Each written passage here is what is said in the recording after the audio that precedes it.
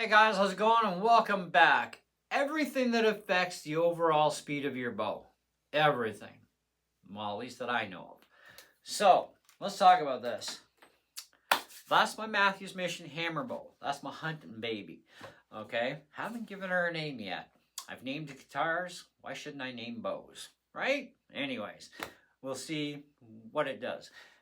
In the meantime, 400 grain arrows is what I shoot out of that thing at 241 feet per second, 27-inch draw, and 56 pounds of draw weight. Okay. Now I can go to 70.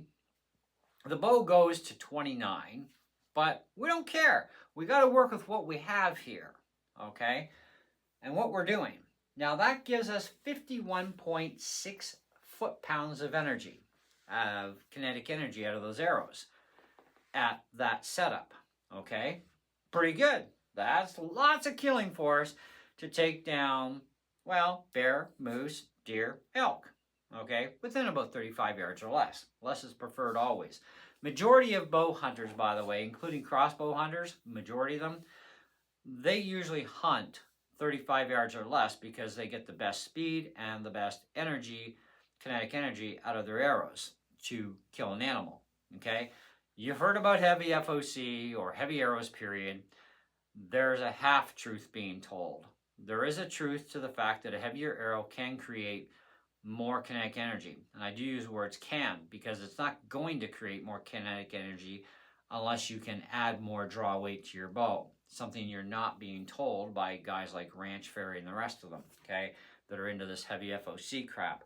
They're not telling you, by the way, if you add a heavier arrow, okay, or more FOC to make the arrow heavier, they say you are going to get more kinetic energy, and well, they're wrong. You're not. You're actually losing energy unless you can increase the power of your bow.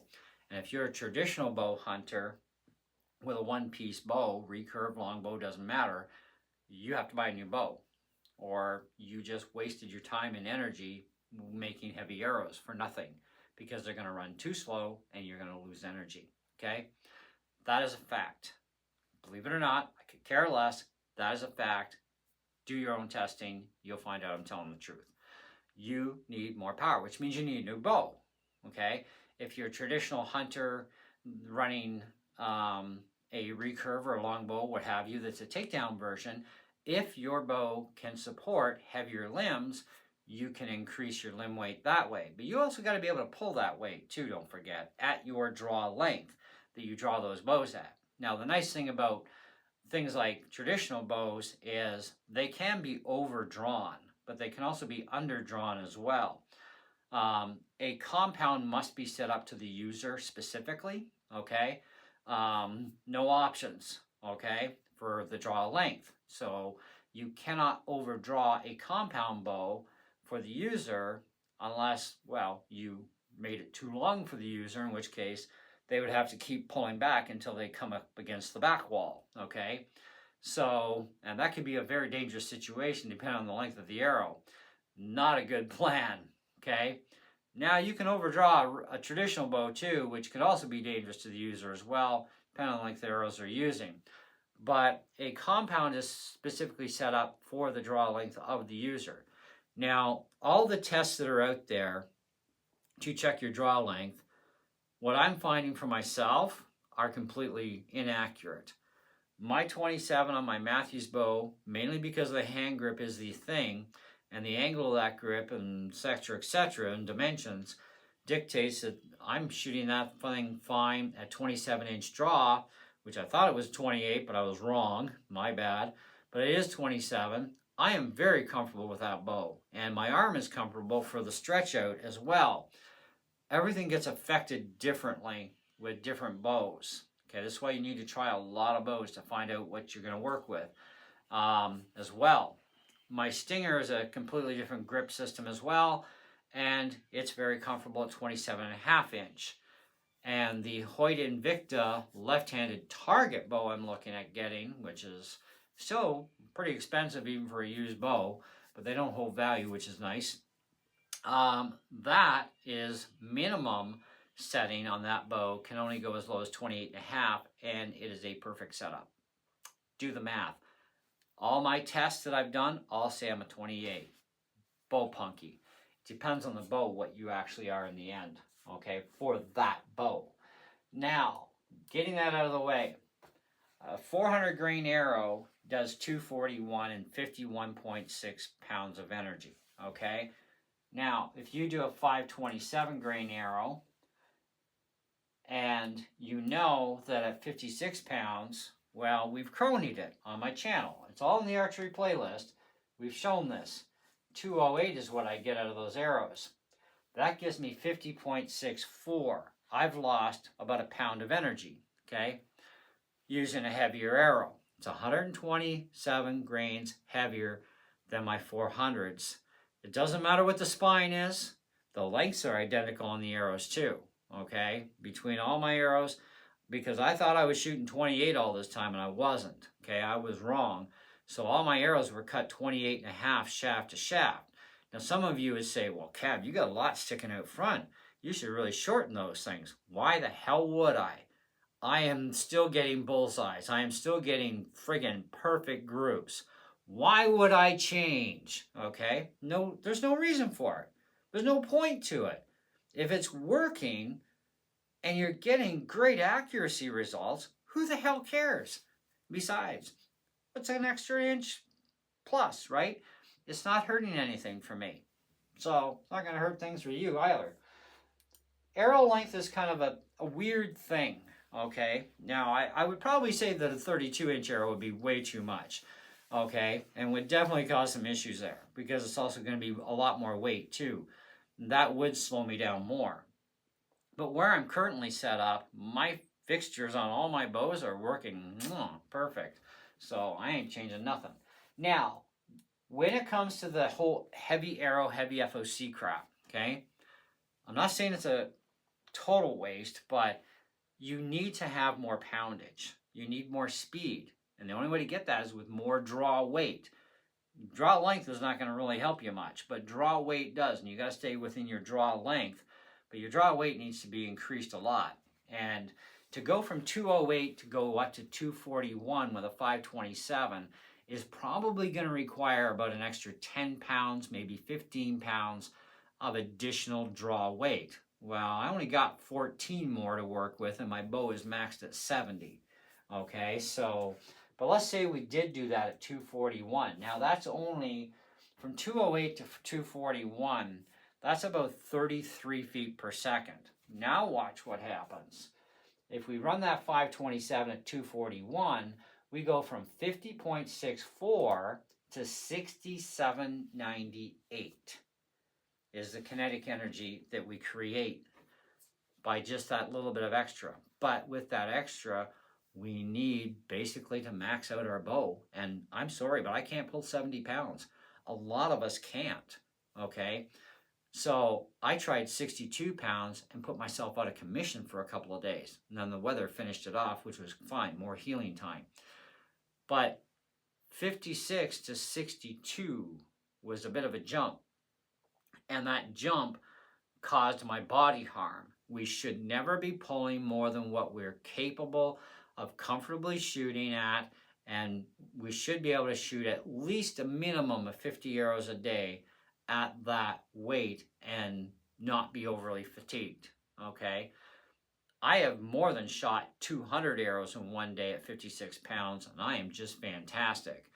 I am fatigued, but I am fantastic either way, okay? So I know that if I wanted to up the ante now by an extra 4 pounds, I would be fine, but I don't want to, okay? I'm fine with it.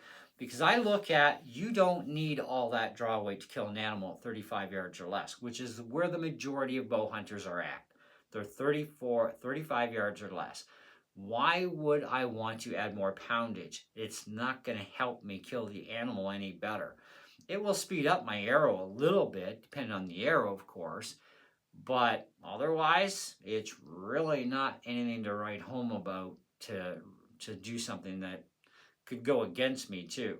And besides, if I make any kind of extra noise physically when I'm pulling back from 56 versus 62, we'll say, All right. I mean, that's gonna spook her, and I might not even get the shot. Okay, so right now I can literally hold this bow, okay, at 56 pounds of draw. I can hold this thing straight out and literally just come straight back. I am fine. Okay, so that's where I want to be. I want to be that simple, that easy, and that fluent of motion to pull my bow. Because if I have to go like that and still pull it back, okay, that's bad. Okay, so because when you're hunting, you gotta move as less as you can. So anyway, so we got the basics there of the majority of things that are factors that affect your speed. Okay, now other things that affect your speed too are stabilizers, any kind of dampening system, period, even string dampeners. They affect your speed in a negative way, though. That's the problem. They are negative influences. Even your quiver is a negative influence because you've got usually a foam up here to keep things quiet, right? Well, that helps remove some shock and vibration from your bow, believe it or not. It does. And it does help kind of quiet things down a little bit at the same time, same as all this rubberized stuff here. That really helps soak up vibration and shock in the bow, and it helps quiet things down a little bit too. Monkey tails are another thing that helps with strings, okay? String silencing, okay? That helps up, but this thing whipping around, that actually creates a snapping noise, okay? So some of what I've done to this thing actually got defeated a little bit at the same time because of this, but hey, it's a hunting site. What do you want to do, right? And that's the way this thing's working, so, you know, whatever. Maybe next year I'll change this to one of those non-rubbery things, who knows. But my stabilizer helps with stability for this, but it's got a dampener which quiets things down, helps with the shock, but it slows me down. Same as my kickstand. These rubber feet help take away the vibration from all this stuff, which also helps reduce vibration and shock here, but it also assists in slowing me down a little bit. Any of this extra stuff to quiet things down, like I don't have limb silencers or limb anti-vibration stuff on here, okay? Now if I did, it would be even quieter bow now, which would not make any difference at that point about that snapping, because it would then be defeated by having things here. But these things slow you down when they're on your limbs, okay? So if you want to get all that speed back, now you need more poundage to get your speed back up. Because if I put a set of silencers on this, I can pretty much guarantee you that my crony speeds are going to go from 241 to probably somewhere about 236, maybe even 235 by putting those vibrationers on my limbs. So I want to avoid that problem, because if I do that, yes, it'll make my bow even quieter, but that means jacking up my limb power in order to get my speed back up. I don't want to do that, okay? It is amazing how much crap actually affects our bow's overall speed in the end. Now, a naked bow, when they test these things in the factory for the maximum speed that they give us that up to rating for, that is a naked freaking bow, okay? It's strung up, and it's as you would get it in the box. No rest, no sight, none of that crap, okay? And they test the bow, and they say, this is how we've developed this bow. This is our prototype. These are our runoffs. This is what we can do, blah, blah, blah. So they max out the limbs, they max out the draw length, and they shoot an arrow through the damn thing. For all we know, it could be a bear shaft. We have no idea, really, unless we really talk to the company to find out, and hopefully they tell us the truth. But it is going to be the lightest, fastest arrow they can throw through that thing at the maximum bow draw weight and the maximum draw length. That is what gives you an IBO speed rating. So if you think you're going to get that kind of speed out of that bow, you're dreaming, okay? It's not going to happen unless you set it up the way they do in the factory, okay? So they're not accounting for all this silencer crap and kickstands and stabilizers and all that stuff when they do their tests. They're just testing it as a bare bow, really. That's all they're doing. And that's what they come up with. And voila! Now, if I was to change these big honking cams down to a different type of cam, I'm betting I'm going to slow down the bow if they're smaller cams, or if they're not pitched the same, it's going to slow down the bow. Now, I could also change out the cams for maybe slightly larger cams. Like, hell, I got a lot of space here. I could put friggin' 8-inch wheels on this thing if I wanted to. And it's going to have whatever effect it's going to have, right? So, you know, what does your sight do for you? Well, it doesn't really do much for taking out shock or vibration, but hey, a high-end sight definitely gives you more levels of range, so you can become a more accurate shooter when you can dial as you go kind of thing, right? So a high precision sight is the way to go in my books. They are a pain in the neck to set up, but once they're set and dialed perfect, oh, you couldn't ask for a better experience. They're fantabulous. And I hope to be able to put an HHA actually on the Hoyt Invicta when I can get that thing. You know, there's so many factors here. But to summarize quickly, draw length, draw weight, arrow weight. Length of arrow is really not that much of a concern as far as speed goes, but it kind of is too, because the longer the arrow, the heavier the arrow, you know what I mean? But you can only go so short too, all right? That's the other problem. If you go too short of an arrow, you create dangers to you as the shooter, and you end up with a really lightweight arrow, especially with a field point on there. So the only way you can accommodate that with the short arrow is to add more weight to the arrow, because you need a certain amount of weight for a certain amount of poundage. And by the way, though, all those charts out there, don't even pay any attention to them, because they're already 100 years out of date. They don't account for newer bows out there, all right? So spine is another thing too, right? Like I run a 400 spine in this. I'm running what's supposed to be 500 spine minus the wrap, but with the wrap, they're probably about a 440, 450 spine for my 527 grain, because they are stiffer because of the wrap. That's another thing. Full body wrap adds a lot of weight, okay? And so, you know, there's so many things, but the more weight of an arrow, the slower you're going to go, but you're not going to create more kinetic energy when you go slower. You create kinetic energy with speed and weight combined, okay? That's the big thing. You need speed and weight to create kinetic energy. We've just shown you the actual math that if you are running at 208 feet per second with a 527 grain arrow, because you're at 56 foot-pounds and a 27-inch draw, well, guess what? You only got like 50 pounds of energy. But if you're at 241 with a 400 grain arrow, you get 51.6.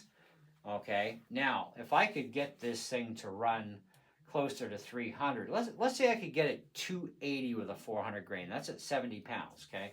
Let's say it went 280, okay? That would then give me 69.65 foot-pounds of energy, which is more kinetic energy than a 527 running at 241. Are you seeing where things are coming in here? Draw weight is going to help with speed, along with your draw length and the weight of your arrow, okay? So if you want to run heavy arrows, be prepared to draw a lot more draw weight to get any speed out of it, to make it a positive influence on energy, okay? Otherwise, it's a negative influence on energy.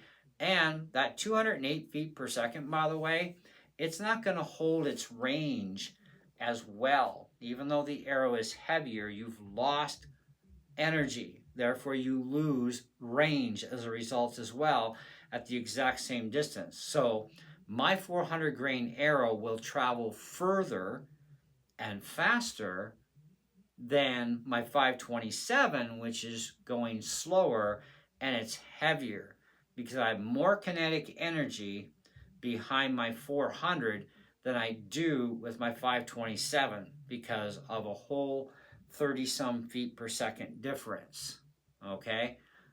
It's actually, yeah, it's about 33 feet per second difference in speed, okay? So my 33 feet per second faster 400 is going to get there faster and still have a lot of its energy left over, where I'm going to have even far less energy out of my 527 because it's already running slow, and it's going to take a lot longer to get to the target, and therefore it's going to lose energy. And yes, I can have them both set for the same POI. It's not a big deal. I mean, 20 yards to 50 yards is not a big deal. I've shot my 527s at 50 yards at a big ass moose target and still got a dead kill shot on that target. Okay, whereas I've done the exact same thing with my Mathews bow, except I got there a hell of a lot faster. Okay, and they penetrated pretty much very similar to each other. In fact, I got a little bit of extra penetration on the 400 over the 527. And so think about that before you start getting into heavy FOC crap and believing all that stuff, because they are not telling you that to run a heavier FOC, you must have more draw weight and be able to pull it. That they're not telling us. And I've watched enough of those videos over and over from a multitude of channels, and that is the one big thing they neglect is, yep, they say heavy FOC means you can actually get more penetration, but they're not telling you that you have to have a lot more draw weight to get the speed up to get that, and even get the distance too. Okay, so yeah, there's a lot of stuff not actually being said on YouTube that is very disappointing, especially coming from some of these archery channels that are also apparently businesses as well. So their agenda is to sell you their heavy ass junk, but it's not going to help you. It's going to go against you unless you can have more draw weight. So think twice before heavy FOC. You're going to need more draw weight, okay? Anyway, that's pretty much what I got for you on this one. Let me know what you guys think in the comments below. You can run the numbers yourself. You're going to get the exact same conclusion I did, okay? So if you're going to speed test your bow, get a chronograph and then do the math based upon grain weight and speed. Don't even worry about what your bow can do, okay? Because you are not going to do what your bow can do unless you are the maximum draw length of that bow and you can pull the maximum poundage of that bow. And with arrows that are going to work with that weight for the spine too, not just the weight of the arrow, but the spine of the arrow has to be able to work with the draw weight as well. Otherwise, yeah, you're not going to even hit the broadside of the damn barn. So think about it that way too. Anyway, that's it. That's all. See you on the next one.